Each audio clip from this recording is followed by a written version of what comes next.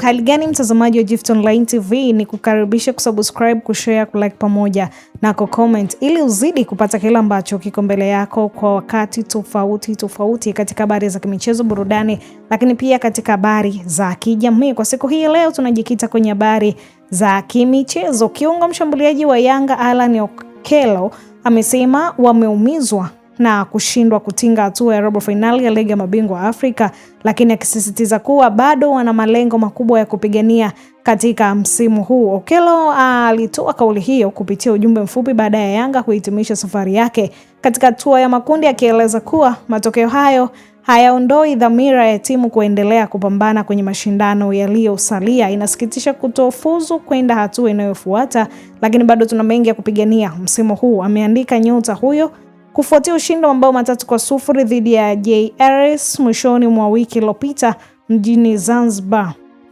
Ushindi ambao hata hivyo haukutosha kuwavusha kwenda robo finali. Kauli ya kiungo huyo imeonyesha namna ambavyo wachezaji wa kikosi hicho walivyokuwa na hamasa ya kufanya vizuri kwenda anga la kimataifa licha ya kuishia hatua ya makundi. Jambo ilizima kundi lake katika nafasi ya 3, jambo lilokatisha ndoto za kusonga mbele barani Afrika. Sasa nguvu kubwa imeelekezwa kwenye mashindano ya ndani, hususan Ligi Kuu ya Tanzania bara na Kombe la Shirikisho, wakiamini bado wana nafasi ya kuandika mafanikio mazuri kwenye msimu huu. Hii ni Gift Online TV, endelea kusubscribe, kushare pamoja na kucomment.